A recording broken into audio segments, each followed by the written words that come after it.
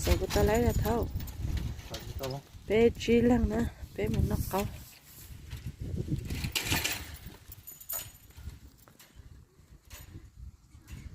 nè tiền này nó có người nè nó hướng người này cử lại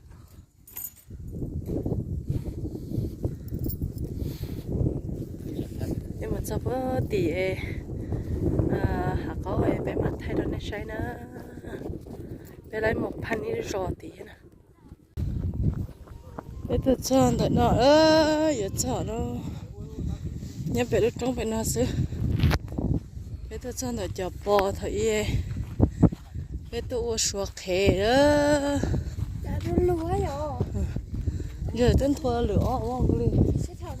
gì tên là thua lửa giờ thôi bé tên thôi cho nó tới chín mùa ạ được hả số chế của ấy lửa ạ thôi bé tên thôi giờ bé tên thôi cho phán là thôi cho nó cho nhau bé cho bên theo á tới khi chế lại hay à nó là số chế lại nè rong câu trái cho nó sửa cho một con tàu ở sọ nè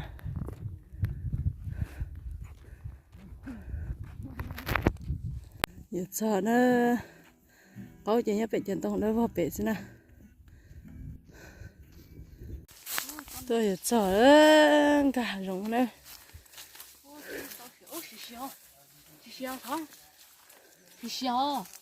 dạ dạ có một bỏ luôn bỏ cơ wow tao nói có trò thì hồi xưa nữa nè tôi xưa đó vào tên đời à mới cho lo nó thế này chiều nay ấu xía lì nè phá ở cha nhưng người đi trong nó ấu xía lì này nhá sao cậu yếu nó cho một số phút sau đây cho không sao được lại đi bự chú chỉ lúc nát rồi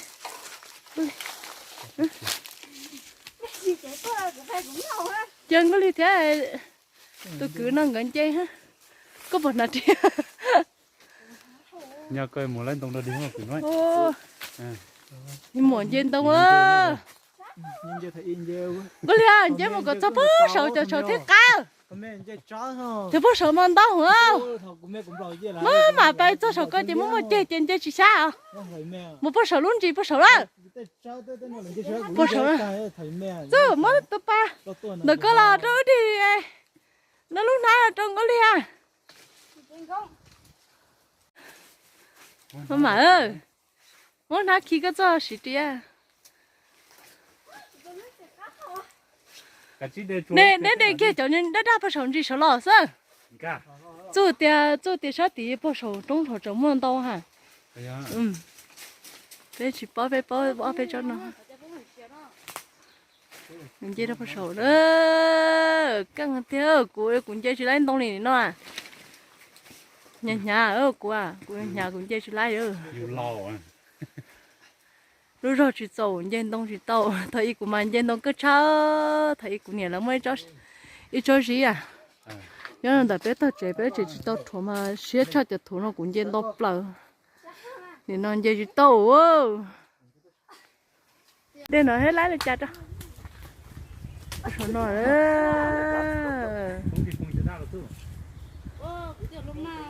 đây cho nó đắt số có mà thế là cho xé đúng không ạ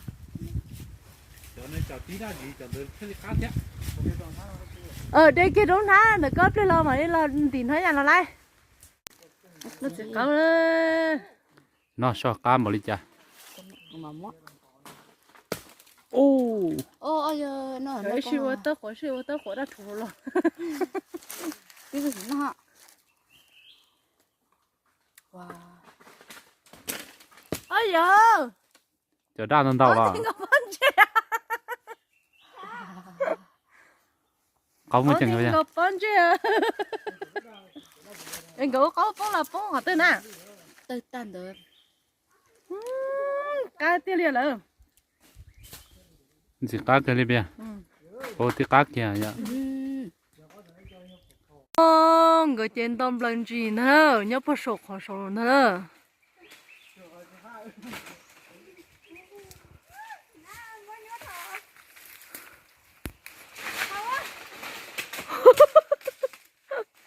sẽ có mà bông cho cần á cho nếu cái chỉ đây rồi cho bông nó chỉ trong vô liền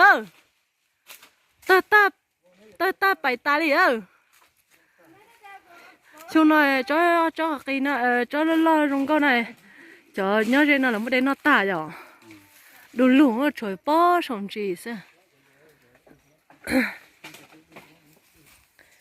đồ lủng tông cái tên nó cáo là tên là cao mà wow có tí to số nế mà ở đây luôn nếu thì to bông à nếu mà ý là coi thì to bông số cái lo là thế sao sai ba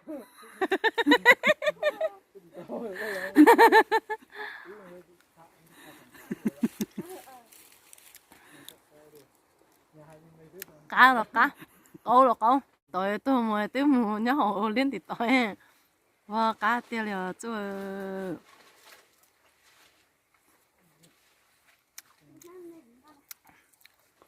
mất thằng nuôi không mình chỉ to nó chơi đâu này luôn này cọp cho đắtตัว thằng cậu nó nữa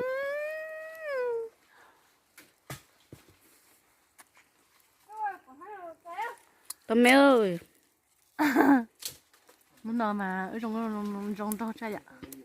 chính no.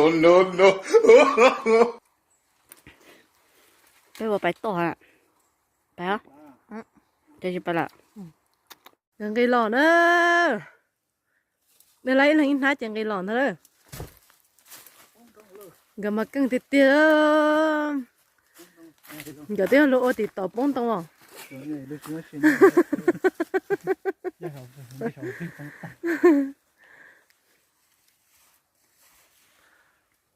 chưa cho nó những cái cháo chú một chai nữa nát gì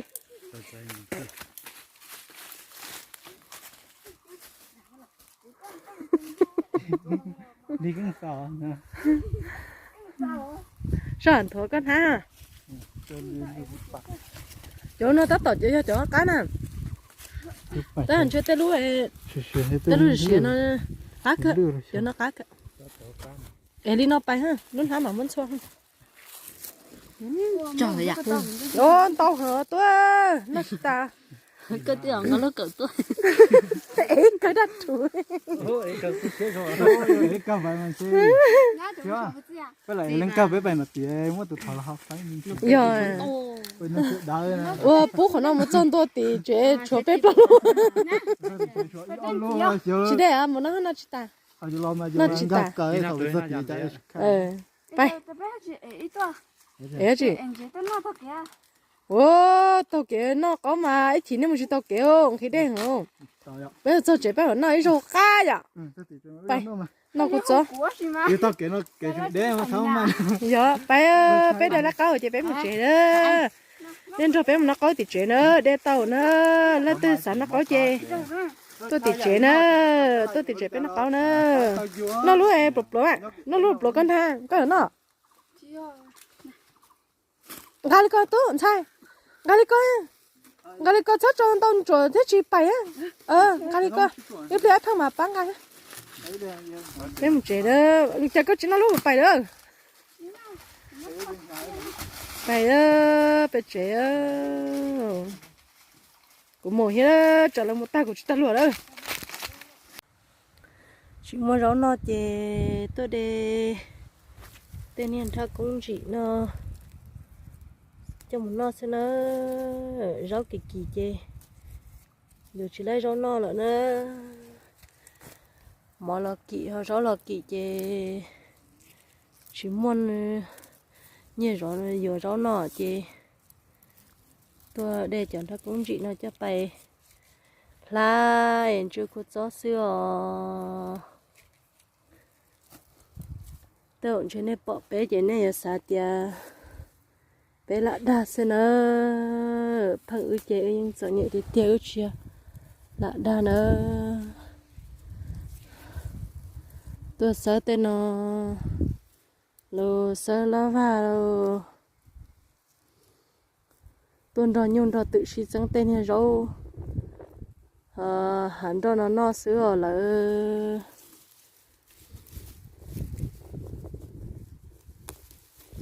cho nó là va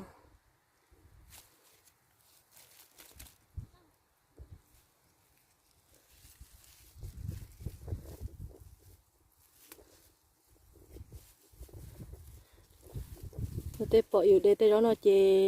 tụ năng mua chè luôn giờ chè chè tên này rồi nó đã tuần đó là chỗ một đây là nó ta sử dụng cho cho nhẹ chè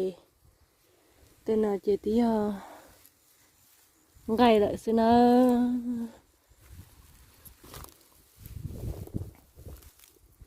thế tôi đây chỉ có chè thế là sao nữa bao giờ liên nó chè thế là sơ rong đợt tên nó cho bài lá rồi có số rồi chị nó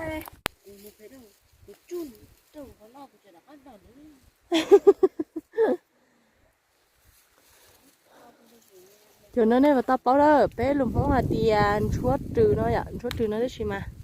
ít xe là tiền cho trừ của nó vậy bây giờ gì mà món nó cho bài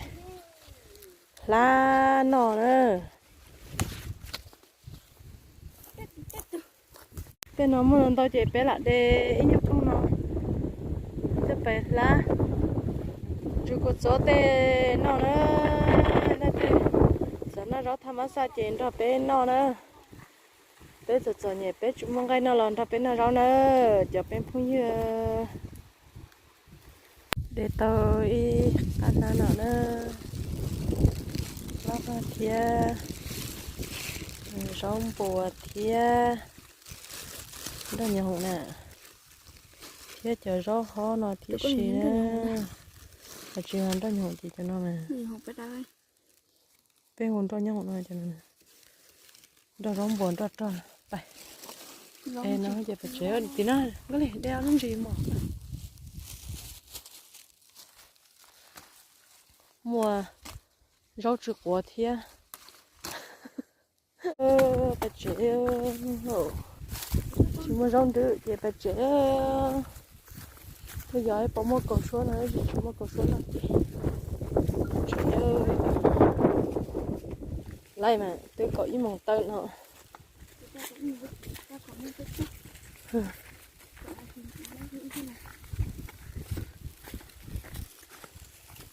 nó cao đó sẽ phân người nó cao đó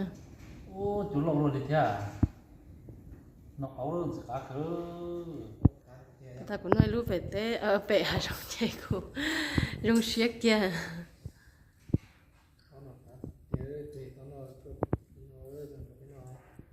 là cái nó kêu nó ấu hơn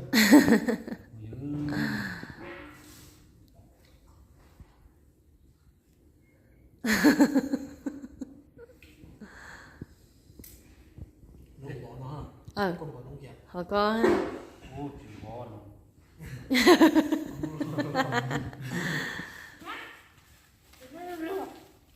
trâu hổ chê hao đó luôn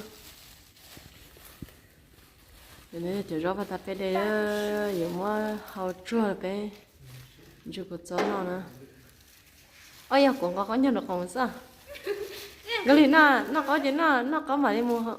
cho nó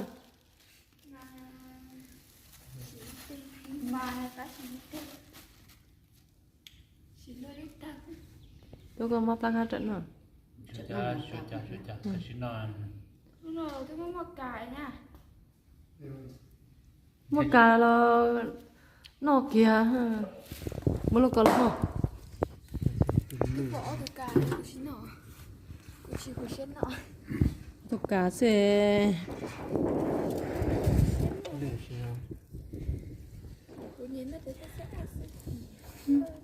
tiêu chí nó không có một nơi liếp lợt ta lên có liên chuyện này chứ không có chỉ nó tự bảo nữa nó tự nông dân hay không giờ tới hết cáo hả Thì à. giờ tới cáo hả Ô giờ lên giờ chỉ trong cái có cho nó chơi giờ cá đua giờ giờ lên tới giờ phát thầu đó. Tôi thấy là giờ ta đây cũng nó ta cũng mua nó. Nó nóng ta cũng nóng. Ô giờ lên mà cũng xịt vào. sao tiếp theo nó chỉ bỏ lần thì cá thôi nó bỏ lần thì bỏ lần thì thôi Còn là khi cá thầu. Cá ơi, thì xưa nó có chè bỏ chè thì xưa. Có gì là hay giờ sẽ cá giờ tôi bỏ cho cá nhảy sủi lo. Dạ. Còn là ta khai mà dùng sản thì nó. Dạ, cái thằng cái cá nhảy sủi lo giờ có kia chuyện nó thì cá nhảy lo. hay cho có chị yêu chị em Cá nhảy sủi lo. Cá nhảy sủi lo. No.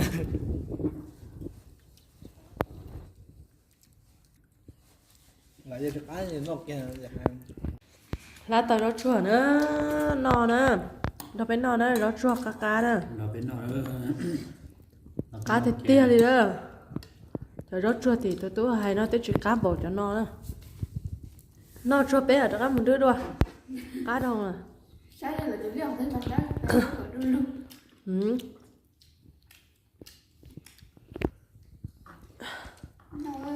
Nếu nó chầu chỉ lấy nó à Ô nó nhưng mà cá thì trâu sữa. Nó chỉ là tao chắc rồi nha. chọn chuyện chúa là mà nó cá chập lời như thế này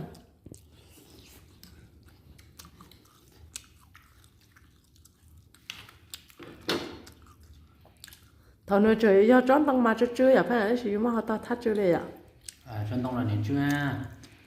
Nó chưa. Nó chưa. Cá tổ cá.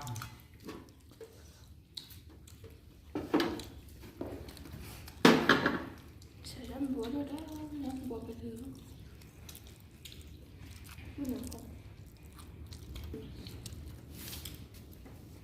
khi giờ em gì mà mẹ nếu mà mẹ tôi tao Mặt đá. Người này bên nào á? mà nhăng Ở kia. chỉ mà nó mông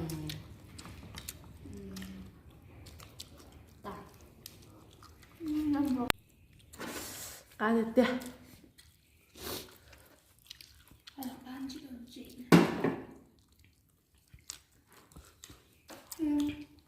chỉ mới dạy cá cho nó cái cá chuyển vọng Thế này nó tầm gấp 3 tàu liệu.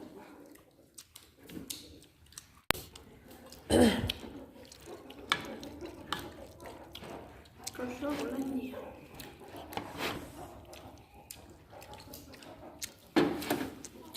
Cái bên được cái nhà. cái mông mì cá và nó chỉ là cá cho chưa có tiền này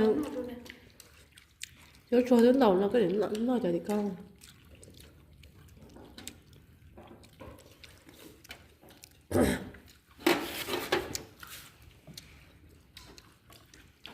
Từ đầu đến nó tan không? hết cũng ạ cho tiêu nó thì nổi nó như chị đồng mỏ ở sát tiền nó thành đồ tài nữa Có ngon, cứ ngon lắm.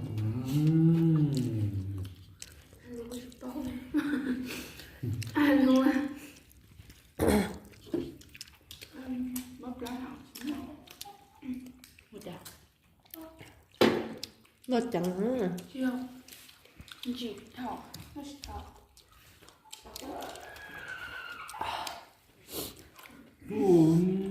Giờ lớn mà có.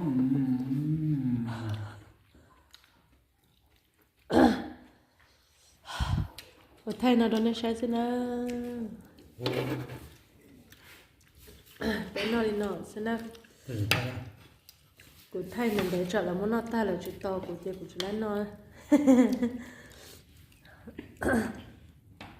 cơ đó một xe tiền là nó lò của mình để bé nó nữa chụp không trả dư chỉ hay nhớ tết trả tiền tự nhiên nó chỉ tôi để bé nó nữa